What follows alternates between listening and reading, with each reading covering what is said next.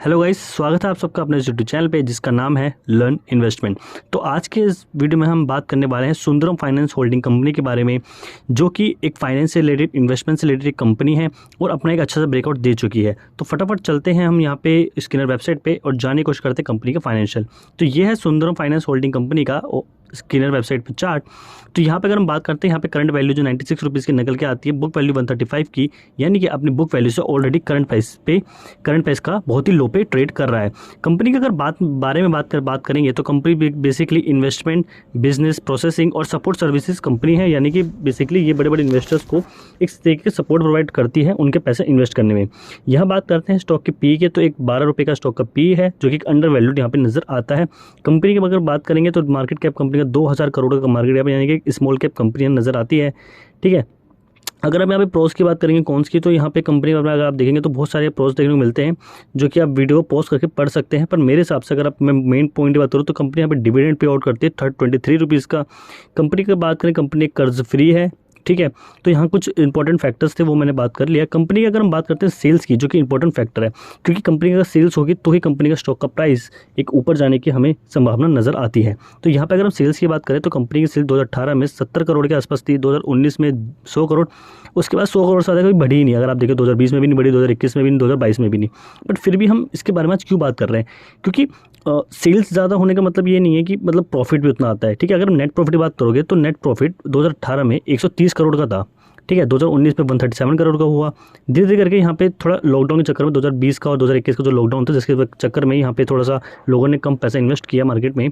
ठीक है, और अगर आप यहाँ पे बात करेंगे, आज का जो नेट प्रॉफिट है वो भी 170 करोड़, यानी कि ऑल टाइम हाई जो उसका प्रॉफिट यहाँ पे नज़र आता है। तो यहाँ पे अगर प्रॉफिट अगर ऑल टाइम हाई है तो स्टॉक का प्राइस भी एक हाई बनाने की संभावना लगाता है। कंपनी के डिविडेंड पे आउट की बात करेंगे तो 37% का पे आउट जो कंपनी ने लास्ट ईयर दिया, इस ईयर दिया है, और इससे पिछले ईयर अगर बात करेंगे तो 10% का पे आउट दिया। तो यानी एक dividend, healthy dividend pay out यहाँ पे कंपनी दे रही है। कंपनी की रिजर्व की बात करेंगे तो कंपनी के पास यहाँ पे 3000 करोड़ का रिजर्व है, जो कि हमेशा ही बढ़ा है, कम नहीं हुआ है। कंपनी की आप बोरोइंग की बात करेंगे तो कंपनी के पास सिर्फ 3 करोड़ का ही कर्ज है। 3 करोड़ तो बहुत ही मेरे हिसाब से छोटा फिगर यहाँ पर नज़र आता है। अगर आप बात करते हैं यहाँ पर, अगर हम थोड़ा सा अगर हम जानने की कोशिश करें शेयर होल्डिंग पैटर्न, तो यहाँ पर हमें शेयर होल्डिंग पैटर्न नहीं दिखते हैं।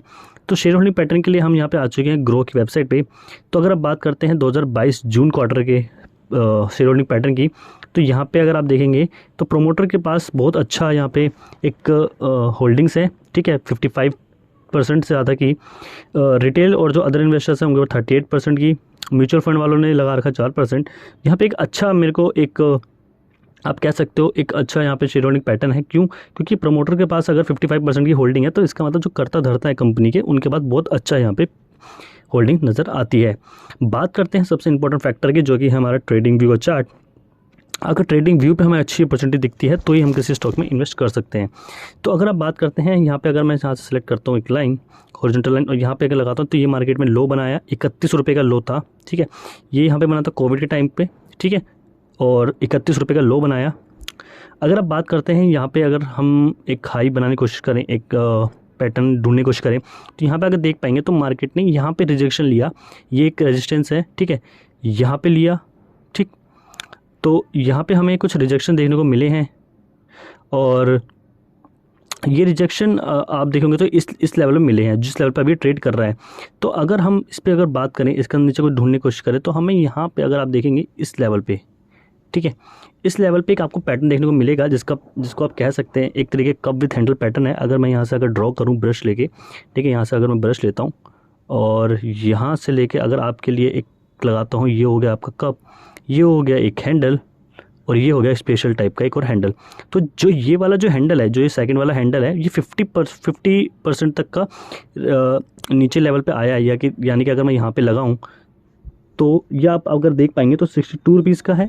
ठीक है, 31 रुपीज़ पर ट्रेडिंग कर रहा था, 96 रुपीज़ तक गया, उसके बाद ये 61 रुपीज़ पे आया, दोबारा नीचे आया, एक हैंडल बनाया और यहाँ से हेल्दी ब्रेकआउट दिया हाई वॉल्यूम के साथ, और दोबारा यहाँ पे दूसरे वीक में, अभी जो मार्केट खुला है, आप वेडनेसडे का दिन है, तो यहाँ पे आज मार्केट जब भी ओपन हुआ था तो यहाँ पे मार्केट ने आज इसका रीटेस्ट कर दिया है। तो रीटेस्ट करने के बाद मुझे ऐसा लगता है कि इस वीक के आखिरी में ये मार्केट इसके ऊपर क्लोजिंग दे सकता है। तो अभी रीटेस्ट किया है, तो रीटेस्ट पे हमारे पास एक अच्छी अपॉर्चुनिटी बनती है बाइंग की।